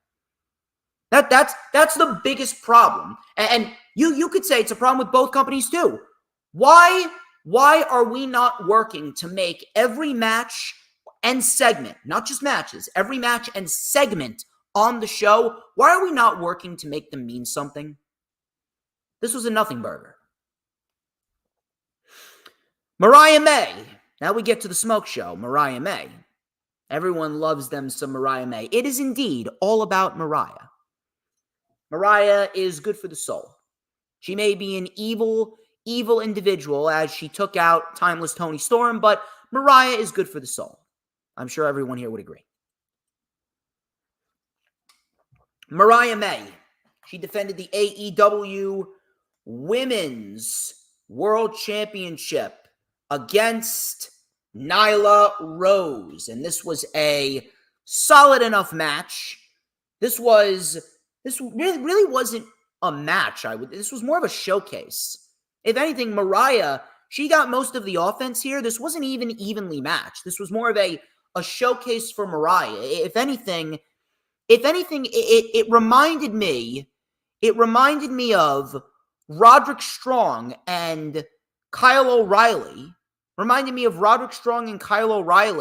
Back at not Kyle O'Reilly, excuse me. Roderick Strong and Orange Cassidy. I don't know why I said Kyle O'Reilly. Roderick Strong and Orange Cassidy back at Revolution of this year. I remember that match very well. That was for the International Championship. And I remember Roderick Strong beat the ever-living shit out of Orange Cassidy in that match. He was just delivering backbreakers left, right, and center, end of heartaches. He won that match very convincingly, did Roderick Strong. He won that match very, very convincingly, and I was thinking to myself, I was expecting a bit of a banger, but that was just a showcase for Strong, and that was pretty much this. This was nothing more than a showcase for Mariah May, but she looked good. Mariah May looked good. Mariah May with some very nice drop kicks. By the way, Mariah May has the best shotgun drop kick in women's wrestling right now. I don't care what anyone says. Mariah May's drop kick is great. So, ultimately, Mariah May, she tripped up Nyla on the steps, delivered a high knee, a V-trigger, and a Storm Zero, and Mariah May gets the win over Nyla Rose. 1, 2, 3. That was it. Nothing but a showcase. Nothing but a showcase, but it was a decent enough showcase.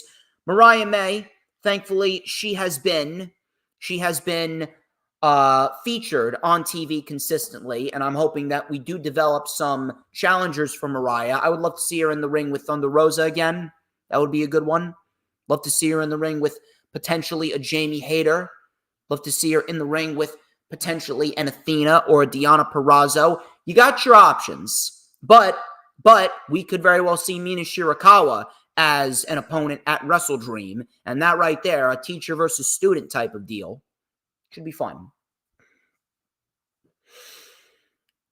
Mercedes Moné, CEO. She came out to address the crowd. Sorry, I had to do the dance. If Will Ospreay's doing the dance, then I gotta fucking do the dance. So Camille at her side, cocky as ever. She said that Sheeta is feeling some type of way. The crowd chanted, "Holy Sheeta." Obviously, they wanted Sheeta.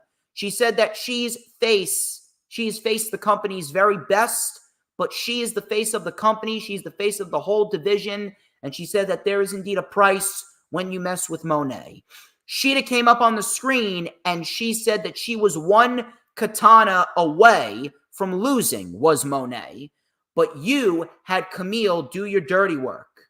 You can't beat the ace. Christopher Daniels then came out and he said that Camille is banned from ringside. Banned from ringside. And Sheeta said, "Sayonara, bitch." If they are given the time, we could be looking at a match that was better than the match that we got on Dynamite a couple weeks back. I'm fully expecting a match that was better than the match than we got on Dynamite a couple weeks back. Orange Cassidy, Kyle O'Reilly, and Will Ospreay versus Pac and the BCC. It's great to see Claudio and Yuta with some gold around their waist. Cassidy, he was isolated early on. Cassidy and Pac, they mixed it up. Little throwback with Cassidy and Pac right there. Crowd was chanting, "This is awesome." We had a tope suicida by Cassidy, tope suicida by Yuta, spaceman plancha by Pac, Ospreay with a slingshot pescado. Pac was then knocked off the stage, and Will Ospreay with a diving, rolling cannonball onto Pac off the stage, which looked great. Back in the ring, O'Reilly was left with Claudio, and Claudio was able to get out of the guillotine. He hit the big swing. Round and round and round and round we go, and we get the drop kick by Yuta, and the BCC, along with Pac, get the win. I don't have an issue with that. I mean, BCC, they're doing some great stuff, and now they got themselves a World Tag Team title match at All Out. And again, it's like Tony remembered, hey, the Young Bucks, they're champions, so now they're defending their titles. Lo and behold. You know, if they really want to build up the tag team division, Claudio and Yuta being involved in the tag team division would absolutely help. Absolutely help for sure. And very much looking forward to seeing what we have in store for that match today. Now, do the Blackpool Combat Club win? Do they become double champions? I don't know about that. I'm sure a lot of people wouldn't mind it, but I don't know about that. If anything, I'm sticking with my pick. Grizzled young veterans, grit your fucking teeth. Grizzled young veterans will be the next AEW World Tag Team Champions. And then Pac wasn't done with Will Ospreay. Instead, Pac, in the back, he delivered a brain buster to Will Ospreay on a bunch of production crates. And I know for a fact that Hooligrim is smiling from ear to ear, knowing that Pac and Will Ospreay will be sharing the ring today in Chicago. I know that he has wanted that match for a long, long time. Well, now we get it. Although, that match, I don't think that's going to be match of the night. If anything, the match of the night will be what we're going to talk about next. Contract signing with Swerve Strickland and Hangman Adam Page.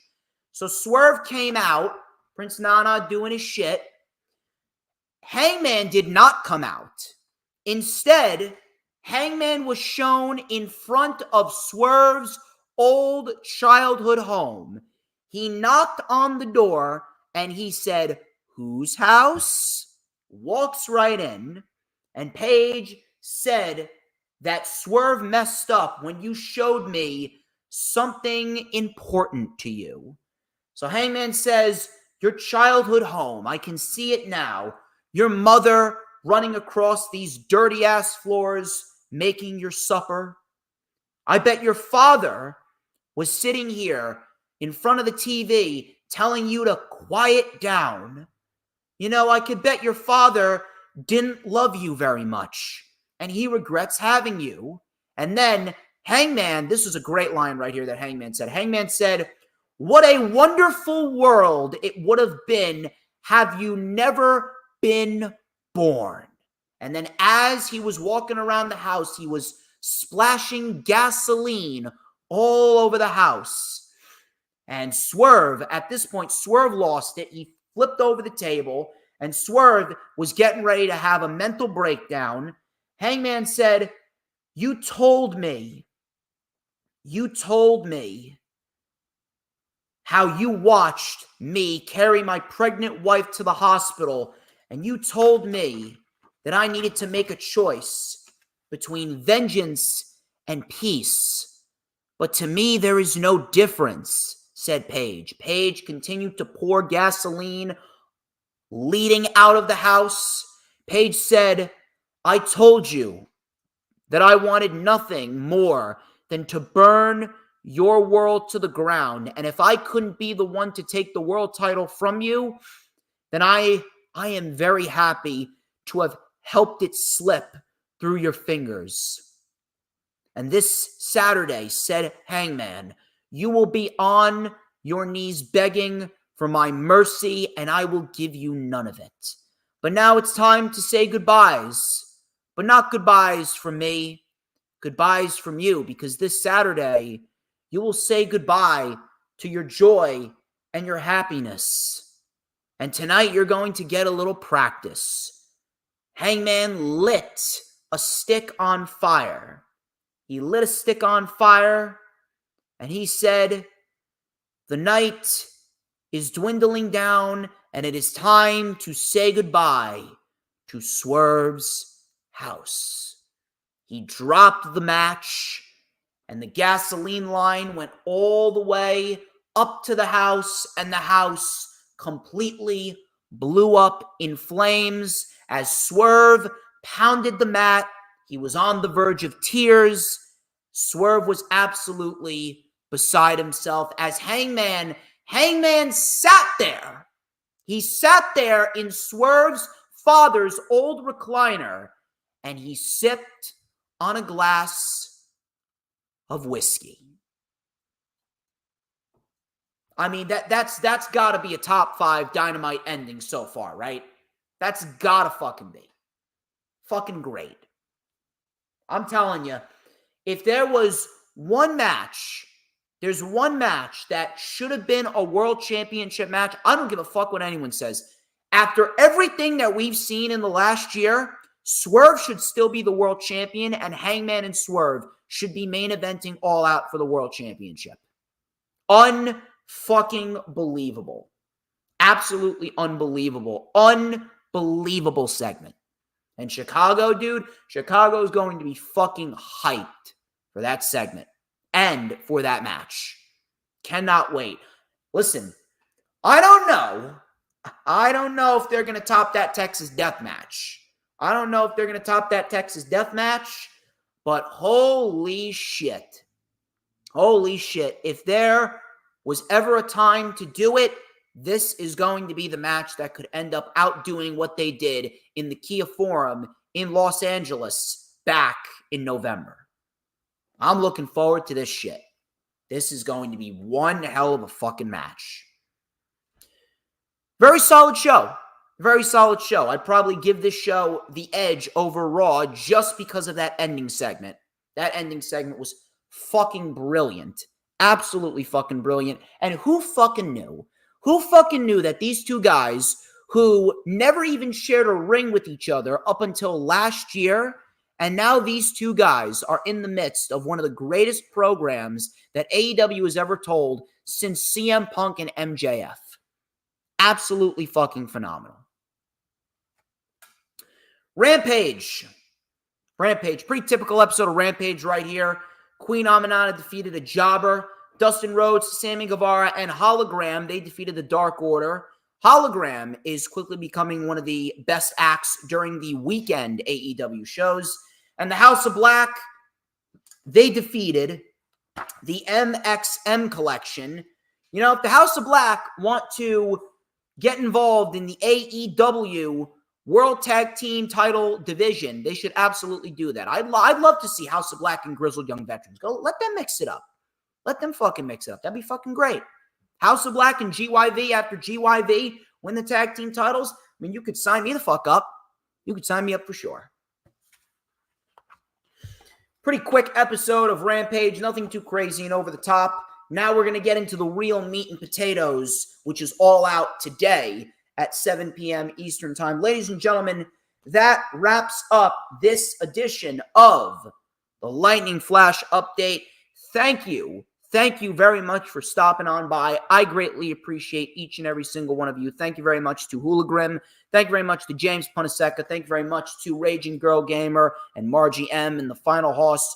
You guys are awesome, and I could not be more thankful to have a fan base and a following like you guys. And trust me, we are only going to be getting better as time goes on. But I will be live tweeting. I will be live tweeting today. I will be live tweeting tonight for AEW All Out. I will see you guys tomorrow for the rewind for All Out with my main man, Hoolagrim. First time in a while, probably since WrestleMania weekend, that Hoolagrim is going to be coming back on the channel. It's been a while, so I'm happy to have Hoolagrim back on tomorrow. Ladies and gentlemen, I am the one and only DJ Storms, and this has been the Lightning Flash Update. But before we get out of here, let me take a sip of my ice water as you guys ponder the answer to this question. It's the most important question that all wrestling fans must answer.